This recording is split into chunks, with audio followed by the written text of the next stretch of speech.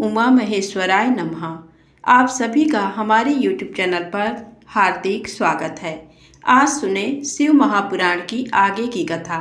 आज की कथा है नरक में गिराने वाले पापों का वर्णन। कथा अच्छी लगे तो कृपया चैनल को लाइक सब्सक्राइब अवश्य करें। व्यास जी बोले, हे मुनीश्वर, इस संसार में पाप कर्म करने वाले पापी मनुष्य सदा नरक के भागी होते हैं। ऐसे नरक जाने वाले प्राणियों के विषय में मुझे बताइए। व्यास जी के वचन सुनकर सनत कुमार जी बोले, हे व्यास जी, इस संसार में अनेक प्रकार के पाप कर्म होते हैं जिनके कारण मनुष्य को नरक जाना पड़ता है। पर स्त्री की इच्छा, पराया धन पाने की इच्छा, दूसरों का बुरा सोचना, अधर्म करना, ये सब मन के पाप होते हैं। इसी प्रकार झूठ बोलना, कठोर बोलना, दूसरों की चुगली करना, ये वाणी द्वारा किए गए पाप कर्म होते हैं। अभक्ष भक्षण करना, हिंसा करना, असत्य कार्य करना एवं किसी का धन वस्तु हड़प लेना, ये सभी शारीरिक पाप कहे जाते हैं और इनका फल बहुत भयानक होता है।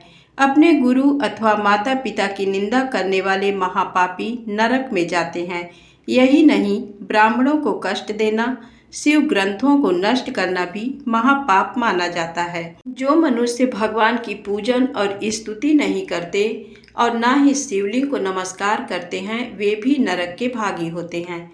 बिना गुरु की पूजा के शास्त्रों को सुनने की कोशिश करने वाले, गुरु सेवा से जी चुराने वाले, गुरु त्यागी एवं गुरु का अपमान करने वाले नरकगामी होते हैं। ब्रह्म हत्या करने, मद्यपान करने, गुरु के स्थान पर बैठने तथा गुरु माता को कुदृष्टि से देखने वाले नरक में जाने योग्य ही होते हैं। वेदों की जानकारी रखने वाले एवं पूजन आराधन को त्याग देने वाले, दूसरों की अमानत को हड़पने वाले तथा चोरी करने वाले सभी मनुष्यों को अवश्य ही नरक में रहना पड़ता है। पर स्त्री का भोग करने वाले अथवा व्यभिचार करने वाले मनुष्य अवश्य ही नरक में जाते हैं। यही नहीं, पुरुष, स्त्री, हाथी, घोड़ा, गाय, पृथ्वी, चांदी, वस्त्र, औषध, रस, चंदन, अगर, कपूर, पट्टे, कस्तूरी आदि को अकारण ही बेच देने वाले मूर्ख मनुष्यों को नरक अवश्य भोगना पड़ता है। हे मुनियों, इस प्रकार मैंने आपसे ऐसे कृत्यों का वर्णन किया जो कि महापाप माने जाते हैं और जिनके कारण मनुष्य को नरक की घोर कष्टदायक यातनाएं झेलनी पड़ती हैं। सनत कुमार जी बोले, हे व्यास जी, किसी भी बात पर घमंड या अभिमान करना, क्रोध, कपट व साधुओं से द्वेष रखना, किसी अन्य पर अकारण कलंक लगाना, शिवालय के वृक्ष और बगीचे में लगे पेड़ के फल फूल टहनियाँ तोड़ना एवं हरियाली को उजाड़ने वाले, किसी के धन को लूटने वाले अथवा किसी के धन धान या पशुओं को चुराने वाले, जल को अपवित्र करने वाले, स्त्री या पुत्र को बेचने वाले, अपनी स्त्री की रक्षा न करने वाले, दान न करने वाले, असत्य बोलने वाले, शास्त्रों के अनुसार कार्य न करने वाले, दूसरों की निंदा करने वाले, पितृयज्ञ व देव यज्ञ न करने वाले, व्यभिचार करने वाले एवं भगवान में आस्था न रखने वाले सभी मनुष्य पापी कहे जाते हैं। पर स्त्री पर आसक्त होना, हिंसा करना, बांस, ईंट, लकड़ी, पटिया, सींग, काल आदि से मार्ग रोककर दूसरों की सीमा हथिया लेना, पशुओं एवं नगरों से बुरा व्यवहार करने वाले एवं उन्हें दंड देने वाले, भिखारियों को भिक्षा न देने वाले, भूखे को भोजन न देने वाले, शिव मूर्ति को खंडित करने वाले, गाय को मारने वाले, बूढ़े बैल कसाईयों को देने वाले, दीन वृद्ध दुर्बल रोगी को सताने वाले, शरणागतों पर दया न करने वाले मूर्ख मनुष्य पाप के भागी होते हैं। अन्याय करने वाले राजा, ब्राह्मणों से कर वसूलने वाले, गरीबों से छीनकर धन एकत्रित करने वाले मनुष्य नरकगामी होते हैं।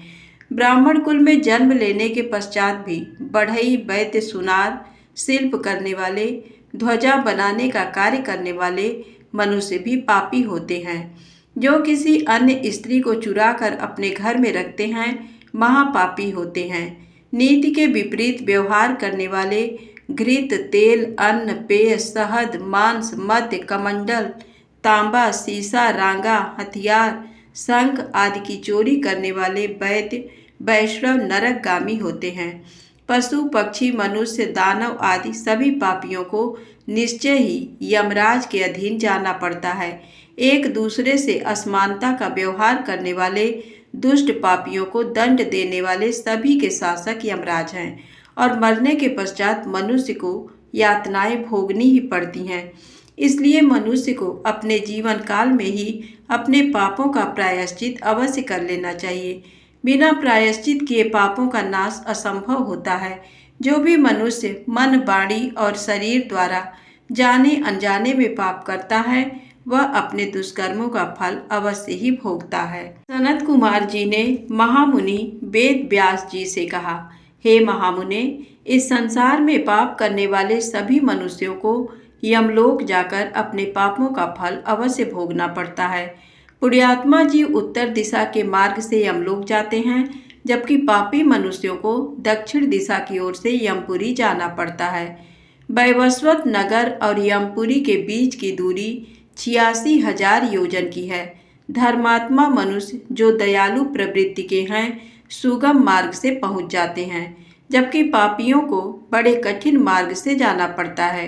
उनके रास्ते में नुकीले कांटे, गरम बालू व छुरियों जैसे नुकीले कंकड़, कीचड़, सुइयां, अंगारे, लंबे अंधकार युक्त वन, बर्फीले मार्ग, गंदा पानी, सिंह, भेड़िए, बाघ, मच्छर एवं अनेक तरह के जहरीले और भयंकर कीड़े, सांप, सुअर, भैंसे एवं अनेक भयानक जीव, भूत, प्रेत एवं डाकिनी, शाकिनी उस पापी मनुष्य को रास्ते में कष्ट देने के लिए खड़े रहते हैं।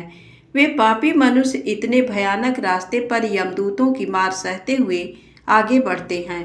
भूख प्यास से व्याकुल नंगे शरीर वे यातनाएं सहते हुए रास्ते को तय करते हैं और पीड़ा की अधिकता के कारण रोते और चीखते चिल्लाते हैं।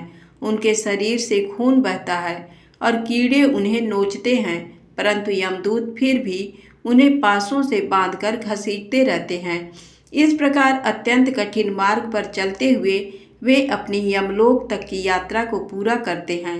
वहां पहुंचकर यमदूत उन पापी मनुष्यों को यमराज के सामने ले जाते हैं। यमलोक में यमराज उन मनुष्यों के पाप और पुण्यों का लेखा जोखा देखते हैं।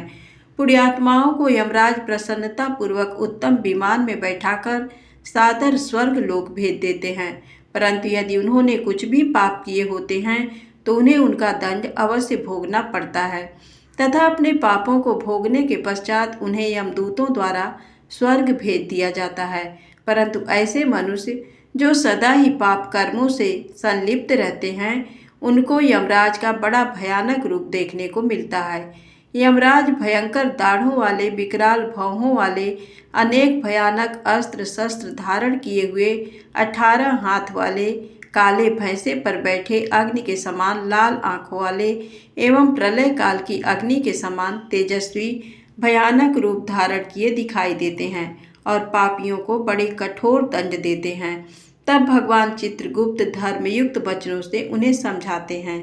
सनत कुमार जी बोले, हे महामुनि व्यास, जब यमदूत पापी मनुष्यों को लेकर यमलोक पहुंच जाते हैं तो वहां चित्रगुप्त पापियों को फटकारते हुए कहते हैं, पापियों, तुम अपने जीवन काल में सदा पाप कर्म करते रहे हो, अब उन पापों के फल भोगने का समय आ गया है। इसी प्रकार पापी दुष्ट राजाओं को डांटते हुए वे कहते हैं कि राज्य का सुख मिलने पर तुम अपने को सर्वस्व मानने लगे और इसी घमंड में मदमस्त होकर तुमने अपनी प्रजा के साथ बहुत बुरा व्यवहार किया और उन्हें अनेकों तरह के कष्ट तथा यातनाएं दी। उन बुरे कर्मों के पाप मैल के समान अब भी तुम्हारे शरीर से चिपके हुए हैं। तब यमदूत चंड और महाचंड उन पापी राजाओं को उठाकर गरम गरम भट्ठियों में फेंक देते हैं ताकि पाप रूपी मैल जल जाए और फिर वहीं से उन पर वज्र का प्रहार करते हैं। इस प्रकार की यातना से उनके कानों से खून बहने लगता है और वे बेहोश हो जाते हैं। तब वायु का स्पर्श कराकर उन्हें पुनः होश में लाया जाता है। तत्पश्चात उन्हें नरक रूपी समुद्र में डाल दिया जाता है।